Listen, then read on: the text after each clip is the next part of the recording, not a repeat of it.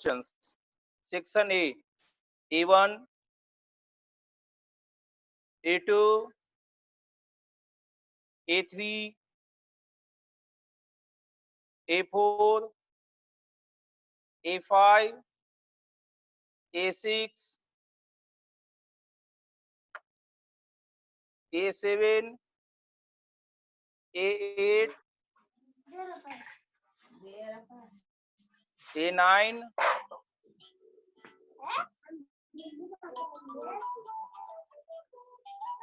Section B, B1, B1, B2, B1 B1 में देखो, B1 में एक फार्मूला बताए होंगे, मॉड 3AB है। स्क्वायर मैट्रिसेज का ऑर्डर 3 है। तो जब कांस्टेंट इसके अंदर है, इसे हम लोग बाहर निकालेंगे तो इसका पावर ऑर्डर हो जाएगा। ये मेरा 3 का पावर 3 मॉड AB हो जाएगा। मॉड AB हमारा mod A into mod B लिखा जाता है। आप दोनों का वैल्यू देंगे,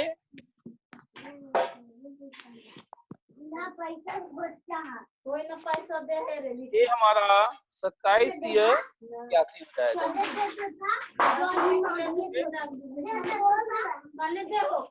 अरे जिनका छोटा बच्चा वाला आवाज है वो म्यूट कर लो।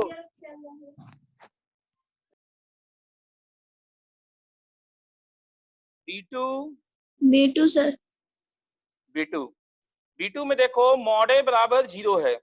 क्या तुम्हें ये नहीं लगता कि सर्कुलर डिटर्मिनेंट जैसा है, A B C B C A C A B, और इसका वैल्यू क्या था, minus of AQ plus BQ plus CQ minus 3ABC, जिसके दो फैक्टर है, A plus B plus C और दूसरा है A square plus B square plus C square minus AB minus BC minus CA।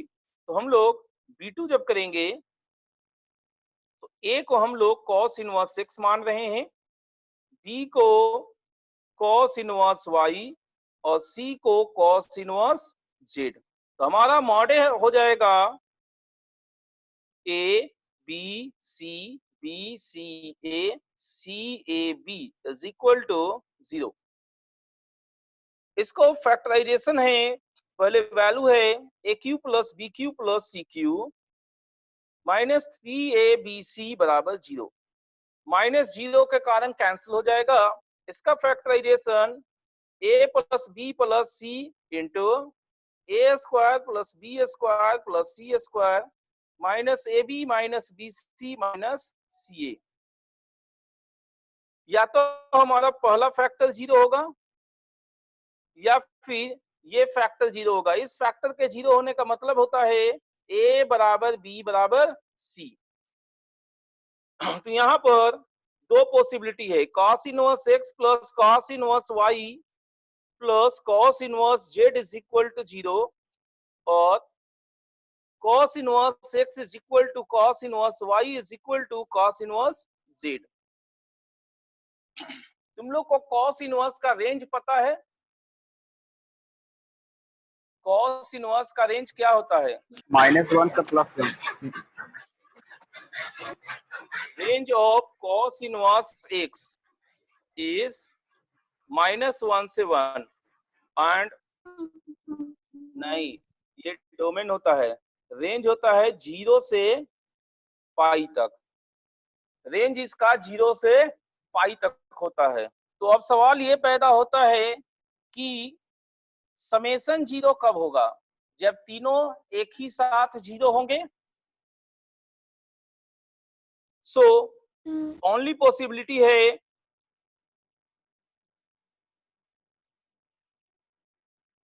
कि cos इनवर्स x बराबर cos inverse y बराबर cos inverse z is equal to 0। और यहां से x बराबर y बराबर z बराबर 1 लिखेंगे। सो मैक्स अपना x plus y plus z जो है वो 3 हो जाएगा। कॉस इनवर्स इनवर्स ट्रिग्नोमेट्री है, फंक्शन के साथ ही इनवर्स ट्रिगो हम लोग सीखेंगे। ठीक है,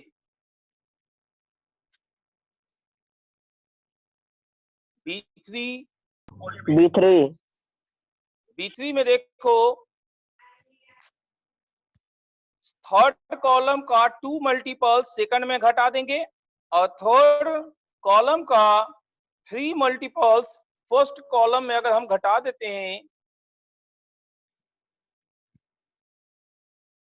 कॉलम 2 में हम करें column 2 minus 2 into column 1 and column 3 में करें कॉलम 3 माइनस 3 इंटू कॉलम 1। अपना जो डिटर्मिनांट है वो मेरे को -4 2√2 -2√2 0 2√2 -2√2 1 1 1 आ रहा है। अब हम लोग सेकंड रो को थर्ड रो में ऐड करेंगे तो 2 ठो 0 आ जाएंगे। थर्ड रो को लिखेंगे third row plus second row, third row plus second row, तो ये बनेगा -4 2√2 0 0 2√2 0 1 1 2। अब ये यहाँ पर 2 0 है या यहाँ से देखो, अगर इसके हिसाब से देखो तो 2 0 है, तो इसके अलॉन्ग हम एक्सपैंड करेंगे तो 2 इंटू -8√2 -0, तो 2 कॉलम 1 इंटू कब चेंज किए? क्या कॉलम 1 कैसे कॉलम चेंज हो गया? चेंज कैसे हो गया? ओहो लिखे गलती है बाबू। देखो कॉलम 2 में कॉलम 2 -2 इंटू कॉलम 3 कर रहे हैं और कॉलम 1 को कॉलम 1 -3 इंटू कॉलम 3 कर रहे हैं। फिर से देख लो, यहाँ पर ये देखो 1 1 1 है और यहाँ 2 2 2 है, तो इसमें 2 से गुना करके इसको घटाएंगे तो ये 2 2 2 कट जाएगा। यहाँ पर 3 और 3 है, तो यहाँ पर 3 से गुना करके अगर इसमें माइनस करेंगे तो 3 और 3 गायब हो जाएगा और ये वाला -4 हो जाएगा। तो थर्ड कॉलम में 2 से गुना करके सेकंड कॉलम में घटाए हैं और थर्ड कॉलम में 3 से गुना करके फर्स्ट कॉलम में घटाए हैं, तो हमारा ये बना। और इसमें ये दोनों जस्ट अपोजिट है, तो दोनों का अगर हम ऐड कर देते हैं तो 0 हमारे बन जाएंगे। 2 0 आ चुके हैं, इसलिए हम थर्ड रो का अगेंस्ट एक्सपैंड करेंगे तो 2 इंटू -8√2 -0 हो रहा है, तो ये हमारा -16√2 आया। और तुम्हें एब्सोल्यूट वैल्यू चाहिए तो मॉड डी कितना होगा, 16√2 हो जाएगा। एब्सोल्यूट वैल्यू क्या होता है, मॉडुलस होते हैं। ठीक है,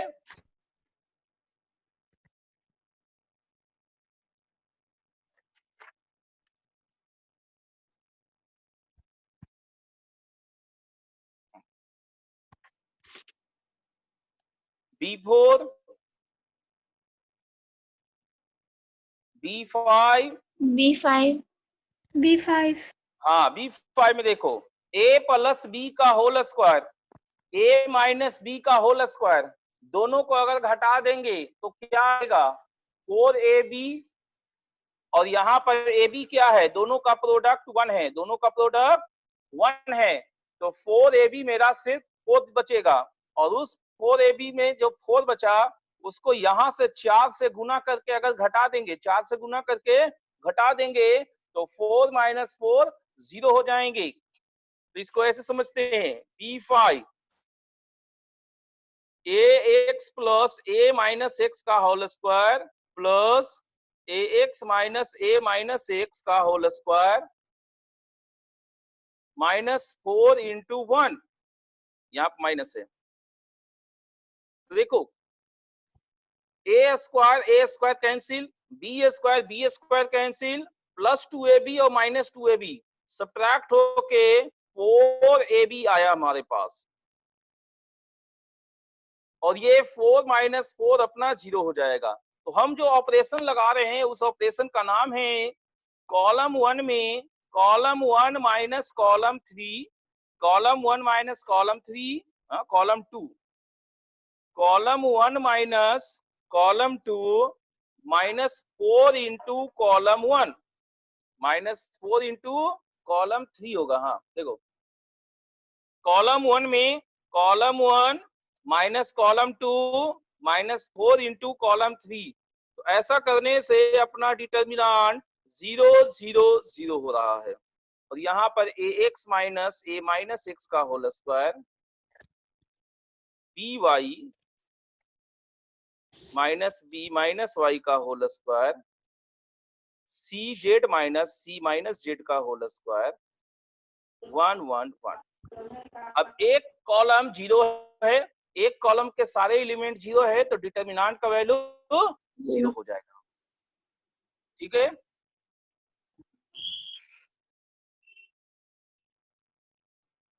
आगे बढ़ते हैं। B6 में अगर तुम गौर से देखो तो सिमेट्रिक जैसा है, BCCA AB और B plus C plus A plus B। तो इसका मतलब पहला रो BC से बना है, दूसरा रो CS से बना है और तीसरा रो AB से बना है। तो हम क्या कर सकते हैं यहाँ पर, ठीक है, ऐसा करते हैं हम लोग, R2 माइनस R3 करते हैं और R3 माइनस R1 करेंगे। B6 जो D है अपना वो है B square C square BC B plus C square A square CA C plus A square B square AB A plus B। तो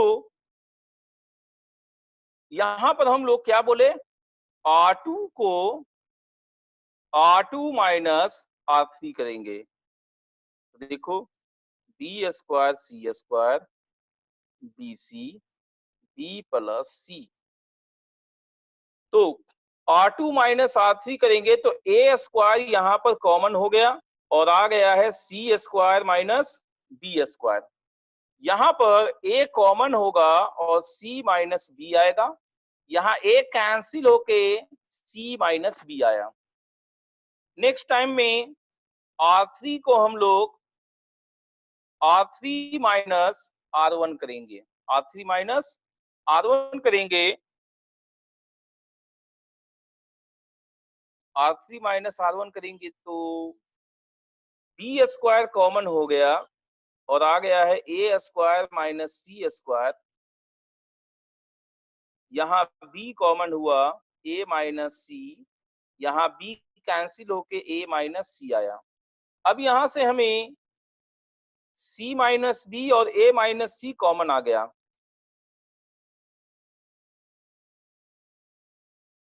तो अपने पास B square C square A square into C plus B square into A plus C BC A B B plus C 1 1 आया है। अब यहाँ पर और क्या कर सकते हैं, एक और करते हैं, R3 को R3 माइनस R2 करते हैं।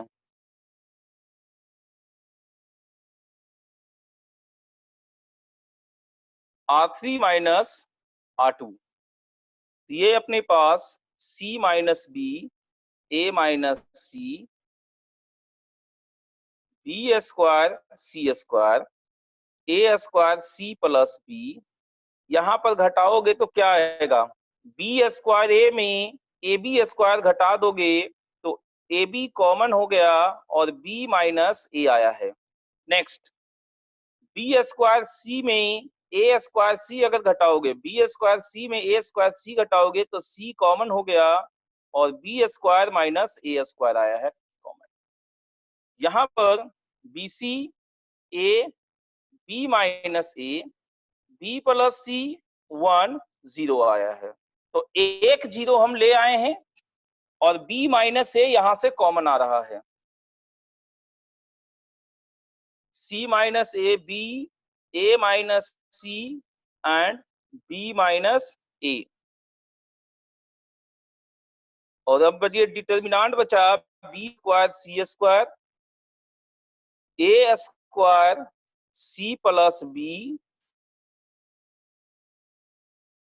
यहां पर B माइनस A कॉमन लेंगे तो AB plus C into B plus A, मतलब AB plus BC plus CA। BC A 1, B plus C 1 0। अब और सिंप्लीफाई कैसे करें?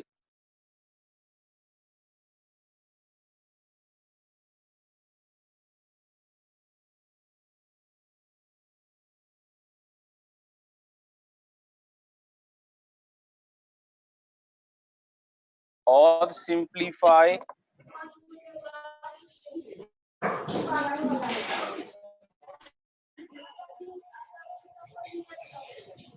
सेकंड रो से एक कॉमन सर। क्या? सेकंड रो से एक कॉमन। सेकंड रो से एक कॉमन कहाँ आ रहा है? यहाँ पर 1 है ना, ये 1 है। अब और सिंपल होते दिख तो नहीं रहा हमें। Yes sir. तो अब तो मजबूरन हमें एक्सपैंड ही करना होगा। Yes sir. और तो कोई उपाय दिख नहीं रहा है। कोई कॉमन नहीं आ रहा। अब क्या, कहाँ से कॉमन ले?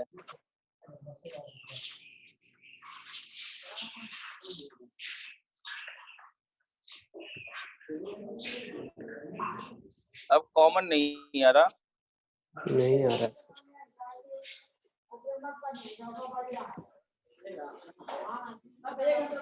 देखो इसको एक और तरीके से बनाते हैं, ठीक है ना?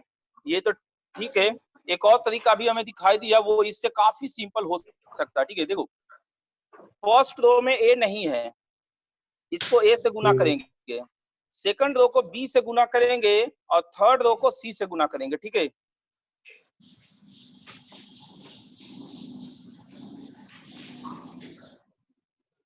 फर्स्ट रो को ए से गुना करेंगे, सेकंड रो को बी से गुना करेंगे और थर्ड रो को सी से गुना करेंगे।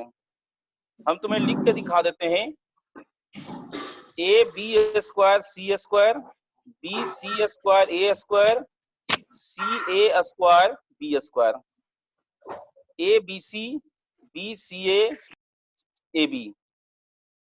ए B plus C A, B C plus A B, C A plus B C. ठीक है, और यहां पर जिस रो में ऑपरेशन किए हैं उसी में मल्टीप्लाई हुआ है, तो बाहर में हमारा हो जाएगा 1/ABC। अब हम सेकंड कॉलम से ABC कॉमन लेंगे और फर्स्ट कॉलम से ABC कॉमन लेंगे। तो देखो क्या होगा, दो जगह से तुम कॉमन ले रहे हो ABC, तो ABC का होल स्क्वायर बाहर आ गया तुम्हारे पास। तुम्हारा फर्स्ट कॉलम बना है BC CA AB 1 1 1, AB plus CA, BC plus AB, CA plus AB, CA plus BC। ये तुम्हारा कॉमन होके कट गया। अब तुम्हें हमको दिखाई दे दिया कि बन चुका है क्वेश्चंस, तुम लोग को दिखाई दिया किसी को? Yes sir. देखो कॉलम 3 में कॉलम 3 प्लस कॉलम 1 कर देंगे। ठीक है, हाँ, और अगर यहीं पे करना चाहते हो तो AB plus BC plus CA into column 2 कर दो। कॉलम 3 में कॉलम 1 ऐड करेंगे और कॉलम 2 में AB plus BC plus CA से गुना करके घटा देंगे। तो मेरे पास डिटर्मिनेंट बनेगा ABC into BC CA AB 1 1 1, और ये तीनों 0 हो जाएंगे। सो डिटर्मिनेंट 0 होगा। अब देखो सवाल क्या पैदा हुआ यहाँ पर, सवाल ये पैदा नहीं हुआ कि डिटर्मिनेंट का वैल्यू निकालना था। डिटर्मिनेंट का वैल्यू तो जो हमारे पास दिया हुआ है क्वेश्चंस, इसको हम डायरेक्टली एक्सपेंड करेंगे तब भी निकल जाएगा। इसको एक्सपेंड करेंगे तो डिटर्मिनेंट का वैल्यू तो निकल ही जाएगा। और इस तरह से कर रहे थे, इसको भी यहाँ पर सॉल्व करेंगे तो आ ही जाएगा। इंपॉर्टेंट यहाँ पर यह है कि कैसे हम लोग चतुराई से डिटर्मिनेंट को आसानी से क्रैक कर लें। इस चीज का प्रैक्टिस डिटर्मिनेंट में करना होता है। तो वही चीज यहाँ पर हुआ, ए से बी से और सी से गुना करने के बाद एबीसी और एबीसी कॉमन ले लिया गया। ऐसा करते ही ये हमारे पास ऐसा डिटर्मिनेंट दिखाई दिया। अब ये दिख रहा है कि इसको अगर हम यहाँ पर ऐड कर देते हैं तो इसके तीनों elements A B plus B C plus C A हो जा रहे हैं। तो अगर उसको कॉमन लेते हो तो 1 1 1 दो ठो दिखाई देगा। इसमें अगर A B plus B C plus C A से गुना करके घटा देते हो तो 0 दिखाई देगा। सो डिटर्मिनेंट मेरा 0 हो गया। ठीक है, आगे बढ़ते हैं।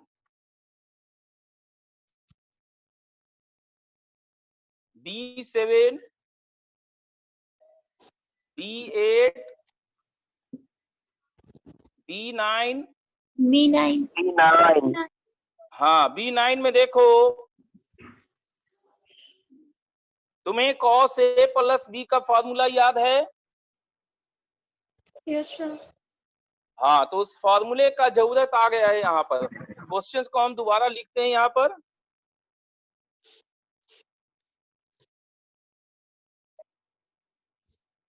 cos theta plus phi minus sine theta plus phi cos 2 phi,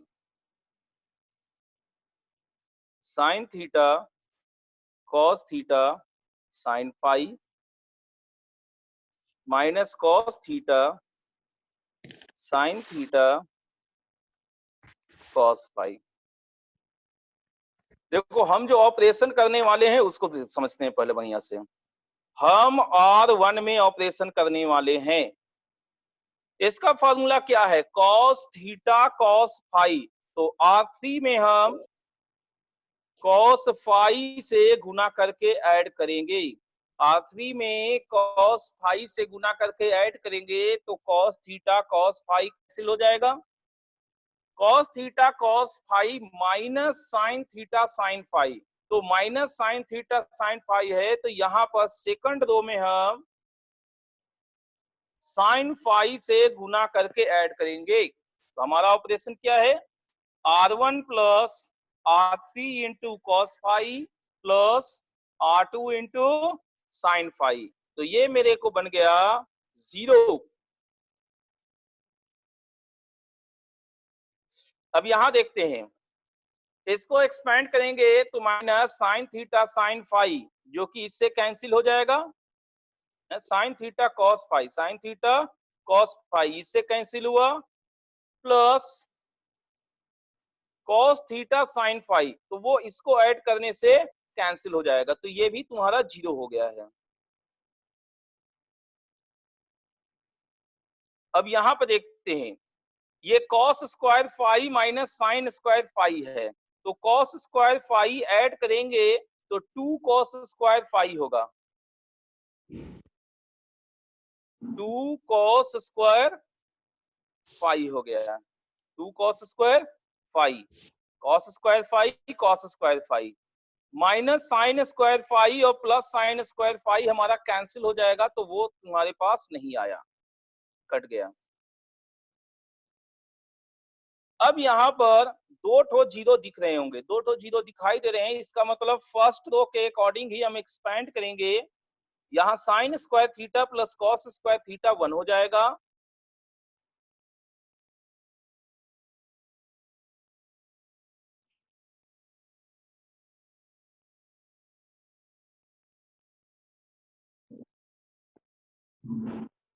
तो ये 2 कॉस स्क्वायर फाई हो गया। तो इसका मतलब ये फाई पे डिपेंड किया, थीटा पे डिपेंड नहीं किया है। तो बी आंसर होगा। अब आगे बढ़ते हैं। अच्छा, ये क्वेश्चन आईआईटी में आया हुआ है एक बार का, बीटेड हो गया।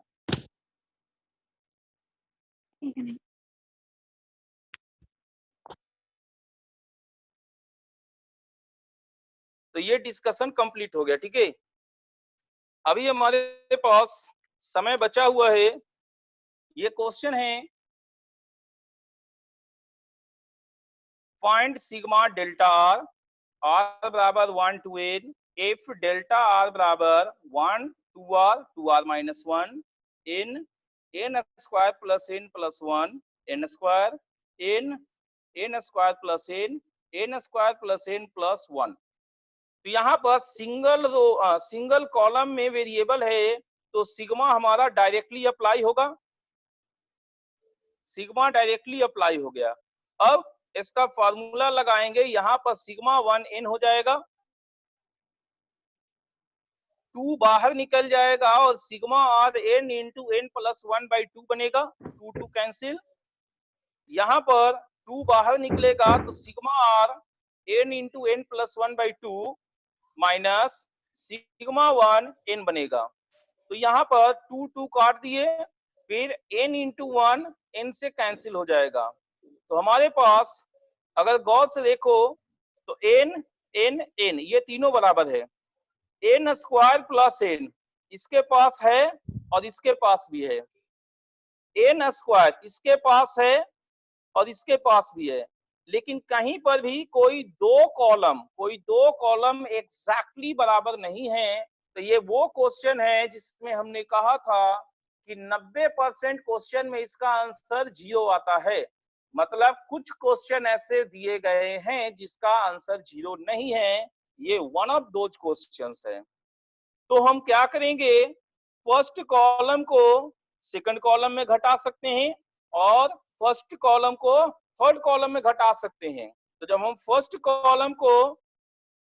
कॉलम को सेकंड कॉलम में घटाएंगे तो यहाँ पर 0 1 0 हो जाएगा, और फर्स्ट कॉलम को थर्ड कॉलम में घटाएंगे तो ये वाला 0 0 ये n प्लस 1 आएगा।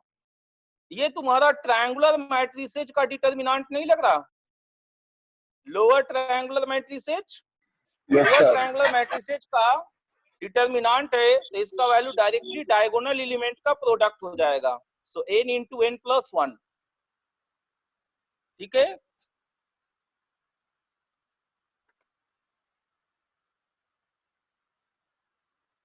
इंटीग्रेशन तुम लोग फिजिक्स में कैसे सीखे थे बताओ? इंटीग्रेशन को क्या कहा गया था कि छोटे छोटे पार्टिकल्स है उनको ऐड करने का प्रोसेस ही इंटीग्रेशन कहलाता है। इसका मतलब इंटीग्रेशन बेसिकली एक समेशन होता है।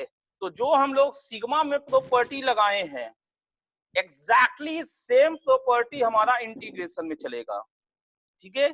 सो देखो, for only one row variable, इसमें हम लोग क्या किए थे, सिग्मा को डायरेक्टली अप्लाई किए थे। तो यहाँ देखो, सिंगल रो वेरिएबल है, इंटीग्रेशन डायरेक्टली अप्लाई हो गया।